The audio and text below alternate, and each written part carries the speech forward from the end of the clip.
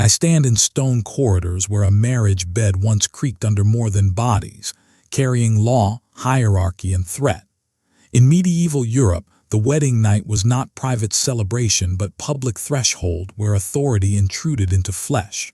Chroniclers such as Orderic Vitalis recorded rituals where witnesses lingered outside doors, listening for proof of consummation. Custom demanded sound, stain, or sworn word. Intimacy became governance.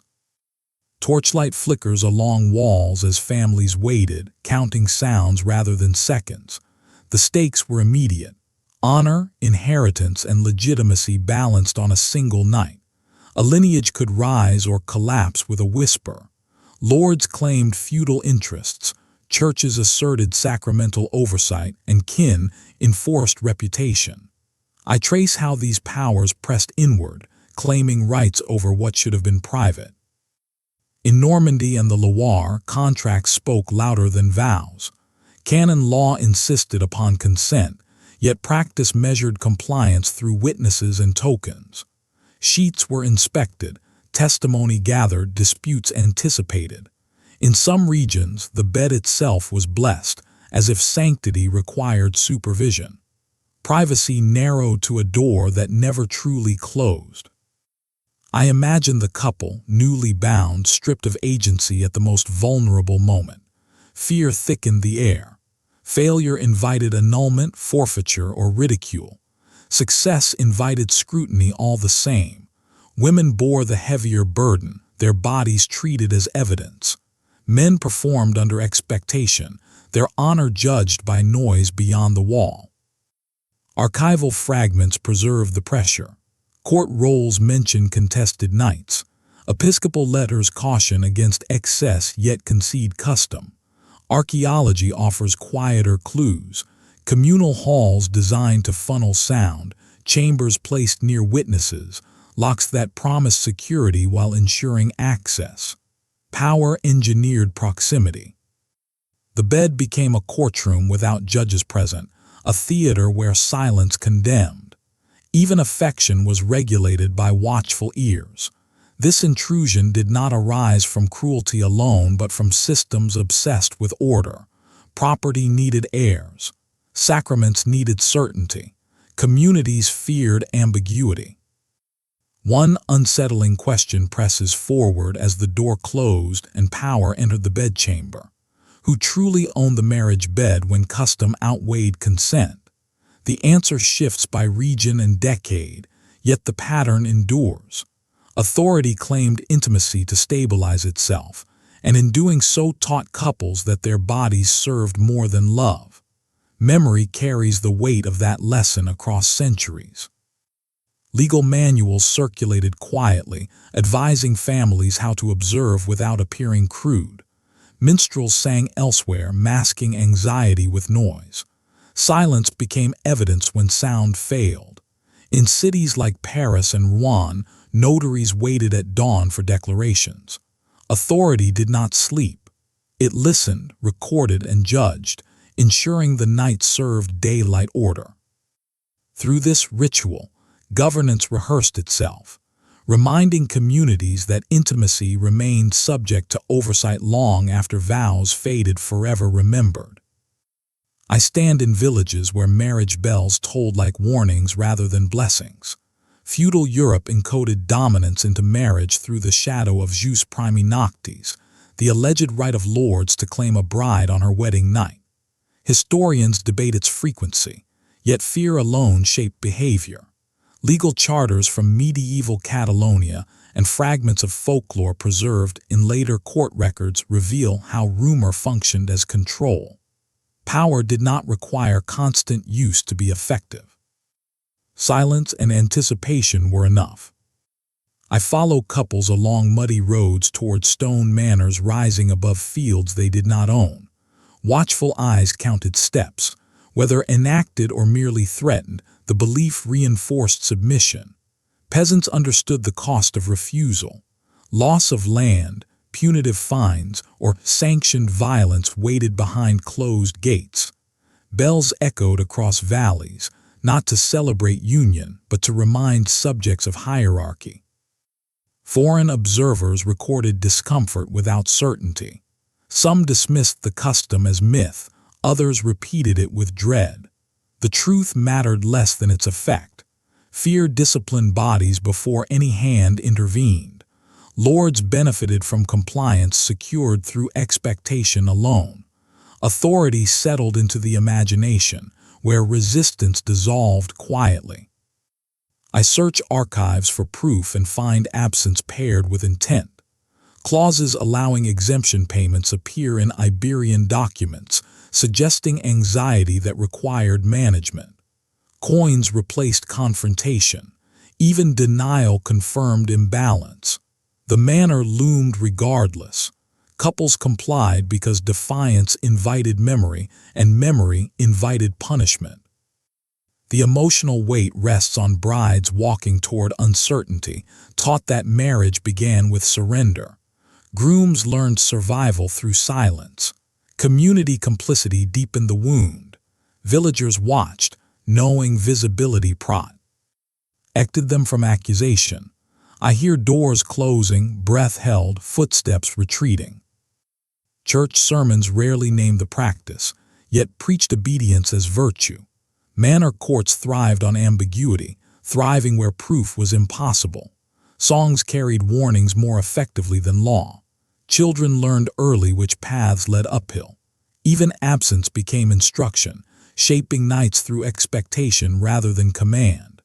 Fear traveled faster than messengers, settling into households long before weddings arrived. It prepared obedience without spectacle and preserved dominance without evidence. That silence endures, across generations, across stone walls, and still instructs behavior without visible decree or mercy shown. The unresolved tension lingers in ink and rumor. Was the terror itself more useful than the act it promised, sustaining order without ever needing to occur? Or did violence hide behind silence, leaving no trace but obedience? I enter chambers where marriage ended in spectacle rather than privacy. Bedding ceremonies transformed consummation into community theater, with witnesses escorting couples to bed and sometimes remaining until proof appeared. Manuscripts from England and France describe nobles examining sheets at dawn, searching for stains that confirmed legitimacy. Incense mixed with sweat as candles burned low. Laughter masked humiliation. These rituals served inheritance law and dynastic certainty. They also erased dignity. I moved through candle-lit rooms heavy with expectation, where elders waited below and sound traveled through thin walls. Brides learned their bodies were evidence. Grooms learned performance mattered more than tenderness. The bed became courtroom and altar combined. In aristocratic households, servants recorded outcomes in household books. Blood marked success. Absence invited whispers, annulment, or confinement. Medical misunderstanding deepened cruelty. Natural variation became suspicion. The emotional core lies with those unable to satisfy ritual demand, yet forced to endure public judgment. I trace this practice through illuminated manuscripts and legal commentary. The sheets mattered because lineage mattered. Property followed bloodlines and proof anchored claims. Communities participated willingly, believing order required intrusion. Silence afterward felt earned, not granted. I stand beneath timbered ceilings imagining the weight of waiting footsteps. The smell of wax, linen, and fear lingers. Privacy dissolved under custom accepted as necessity. The ceremony ended only when authority was satisfied. Regional variations sharpened the harm.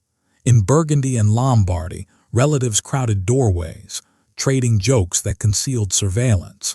In Castile, notaries sometimes noted completion indirectly, translating bodies into legal fact. Archaeological finds of communal halls adjoining chambers suggest architecture designed for observation. The ritual trained communities to believe intrusion was duty. Participation spread responsibility so no single witness carried guilt. I listened for imagined sounds, fabric shifting, murmurs counting moments. Couples lay still, aware that delay invited scrutiny. Some cried quietly. Others performed obedience until morning released them. The practice endured because it served power structures larger than individuals. By sunrise, proof mattered more than feeling, and relief felt indistinguishable from shame. Church bells outside marked time indifferently, reminding all involved that ritual followed schedule, not compassion. Windows filtered moonlight across waiting faces. Authority listened without entering. That restraint did not reduce harm, it sharpened anticipation. Communal certainty replaced empathy. Custom outlived individuals. Memory enforced compliance. Night after night, generation after generation, across stone towns, across rural estates, across fragile lives, until questioned later, by scholars too late, often, sadly, still remembered. The open question remains unresolved. When society demands proof of intimacy, does marriage protect love or consume it? I speak of virginity as survival currency. Across medieval Christendom and parts of the Islamic world, a bride wedding night was expected to produce blood as visible testimony. Medical texts attributed to Trotula of Salerno fed myths that punished women for anatomy rather than truth. Households gathered where linens were displayed to kin as proof of worth, while absence invited suspicion, repudiation, or violence. Oil lamps glowed over trembling hands and folded cloth as judgment settled. Honor bound itself to bodies that could not control expectation. Custom demanded certainty from flesh shaped by variation. Midwives were summoned as witnesses, not healers. Fathers negotiated futures while daughters endured scrutiny.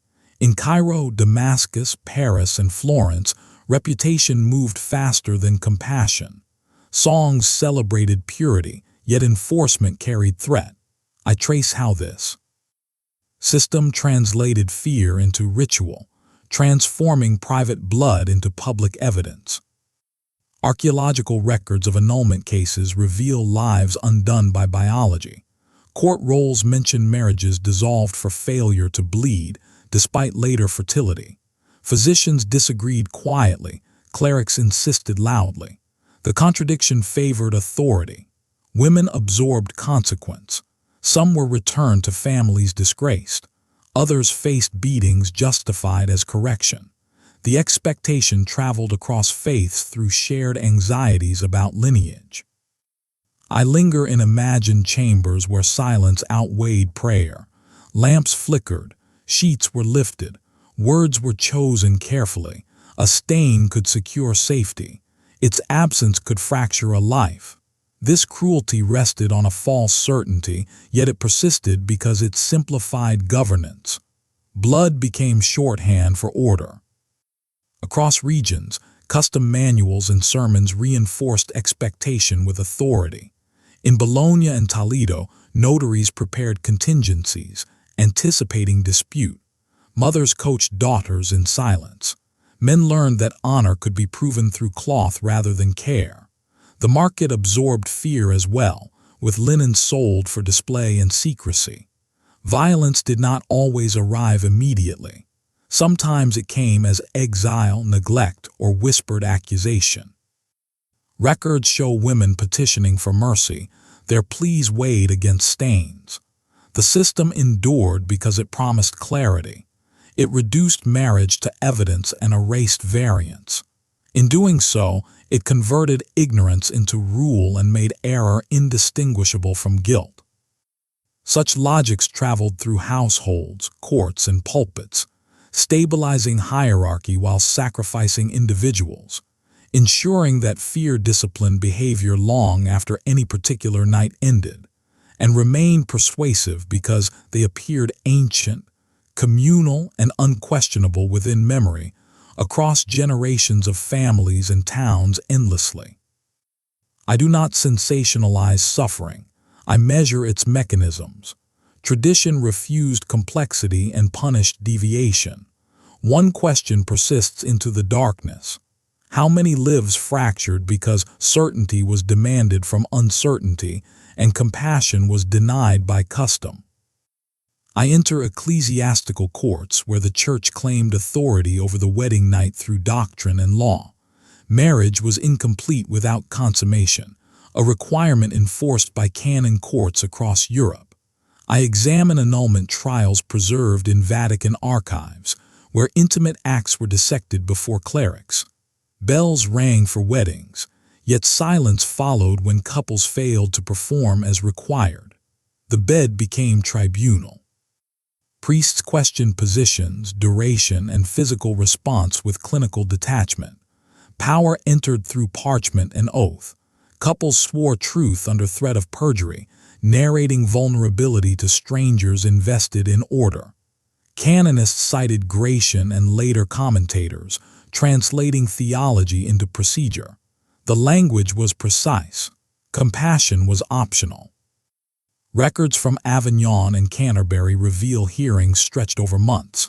Witnesses testified about noises, stains, and reputation. Physicians were consulted, their opinions filtered through doctrine.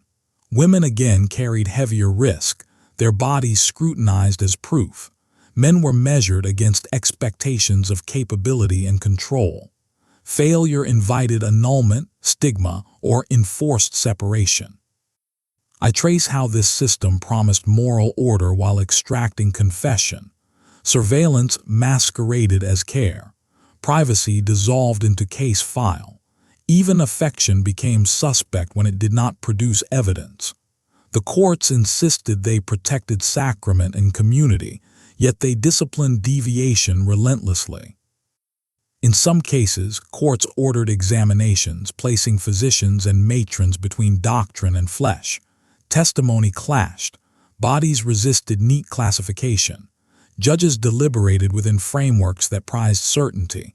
Appeals traveled to Rome, where distance cooled empathy further. Couples aged while waiting. Children were forbidden until resolution. Property lay frozen. The law moved slowly but pressed constantly. I follow paper trails that outlasted marriages themselves, revealing a bureaucracy confident in its reach. The church insisted that truth could be extracted through method, yet method amplified harm. Authority expanded not through violence alone, but through routine questioning that normalized intrusion. This expansion aligned with broader patterns of control shaping medieval governance. Confession, inquiry, and record-keeping bound souls to institutions. What appeared pastoral functioned administrative. Each case reinforced precedent. Each precedent narrowed freedom. Intimacy became legible to power. Across regions, similar courts echoed procedures, creating consistency that disguised suffering and rewarded compliance over compassion. Letters between bishops reveal anxiety about disorder more than care for couples. This imbalance defined outcomes and shaped marital lee. Fee beyond courts long after verdicts were issued, and remembered with dread by many households for generations to come. The emotional weight rests on couples forced to narrate fear and frustration. Some resisted with silence. Others complied to escape uncertainty. Archaeological traces remain indirect. Parchment fragments, seals, marginal notes where clerks summarized nights they never witnessed. Power endured through repetition. The unresolved tension remains. Did spiritual oversight safeguard marriage, or did it transform intimacy into surveillance? I walk through contracts written before bodies were ready. Many medieval wedding nights involved children, their futures signed away in ink long before flesh could follow. Betrothal agreements from Florence and northern France record unions arranged years ahead of maturity, yet pressure to consummate arrived without delay. I read court petitions where age is mentioned only as inconvenience. Candlelight reveals fear rather than romance as young brides entered chambers carrying expectation heavier than linen. Midwives waited nearby, not as comfort but as contingency. Their presence acknowledged danger without preventing it. The state and family demanded alliance over well-being, prioritizing property, lineage, and obligation. Injury appears quietly in burial registers. Death is recorded without explanation, folded into margins like error. Silence protected reputation while bodies paid the cost. I moved through stone houses where childhood ended abruptly. Girls learned obedience through pain framed as duty. Boys learned dominance before understanding consequence. Custom erased youth by redefining harm as necessity. Priests blessed unions without asking readiness. Families enforced compliance believing refusal invited shame or ruin. Archaeological remains show narrow beds and shared spaces, offering no refuge. I imagined small hands gripping cloth, listening for footsteps that would not stop. Fear became teacher. The emotional weight rests on lives shaped by expectation rather than choice. This chapter confronts how society normalized harm through ritual language and moral justification. The open loop tightens deliberately. When tradition sanctifies injury and silence conceals consequence, who dares to name such practice violence without challenging the foundations that upheld it for generations? Chapter 7. Folk Rituals That Mocked Consent. I stepped beyond law and church into streets alive with noise. Folk customs invaded the wedding night through charivaries, rituals of mockery where communities banged pots and rang bells outside newlyweds' homes. French village accounts and German woodcuts show crowds surrounding doors, faces lit by torchlight and laughter. Privacy became ransom. Couples were forced to offer drink, coin, or endurance before peace returned. Sound pressed inward, pots clashed, voices jeered. Shadows moved across shutters as the community asserted ownership over intimacy.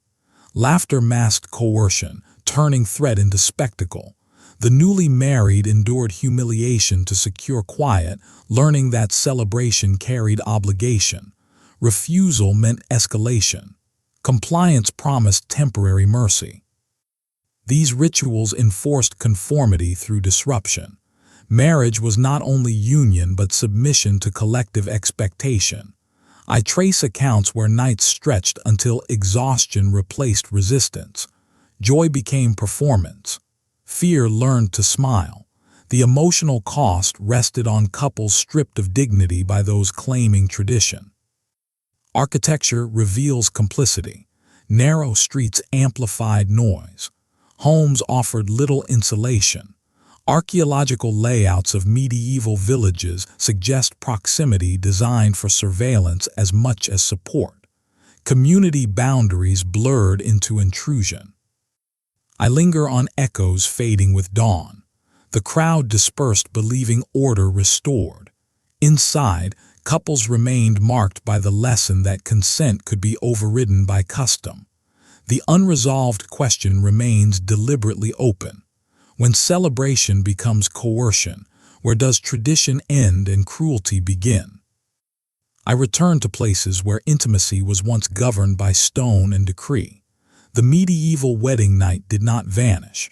Its logic still breathes beneath modern anxieties about purity, performance, and proof.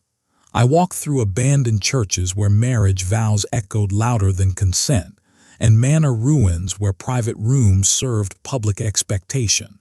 Stone absorbs centuries of silence. Archaeological absence speaks loudly. No beds remain, only records, scratches, and consequences etched into walls and archives. I trace this inheritance through law codes, sermons, and family memory. Systems that once governed intimacy taught societies to confuse control with order. Regulation disguised itself as morality. Fear learned to wear ceremony. Even as rituals faded, their assumptions endured. Bodies carried expectation forward, taught to perform legitimacy rather than seek connection. Shame survived longer than custom. Light filters through broken windows onto floors worn smooth by generations who never questioned intrusion. I hear echoes not as sound but as hesitation. Modern couples still inherit scripts shaped by proof and judgment, though the witnesses have changed. The pressure to conform remains familiar. Performance replaces presence. Silence replaces refusal. The emotional afterimage lingers in laws governing marriage, in debates over purity, in the language used to measure worth. Intimacy remains negotiated rather than trusted. I examine parish registers beside contemporary advice manuals and see continuity disguised as progress. Control adapts. It rarely disappears. This journey ends with reflection rather than comfort. History does not release its grip easily. The past taught intimacy to fear exposure, and that lesson travels quietly across generations. I stand among ruins feeling weight without shape, influence without author. Responsibility diffuses across time, making challenge difficult. Ruins offer no instruction, only warning. Absence becomes evidence. Memory persists without permission, shaping behavior through inherited caution, inherited silence, and rituals transformed into expectation rather than command. I pause where thresholds once mattered, doors marking boundaries between witness and withdrawal. Those thresholds survive symbolically, teaching hesitation, restraint, and fear of judgment. They shape posture, language, and expectation after rituals faded, reminding intimacy that it is observed, evaluated, conditioned by history. One final tension remains deliberately unresolved. If history shaped intimacy through power, how much of that past still lies with us when the door closes today? And how much remains unnamed because naming it would demand change that unsettles inherited certainty and long-rehearsed silence?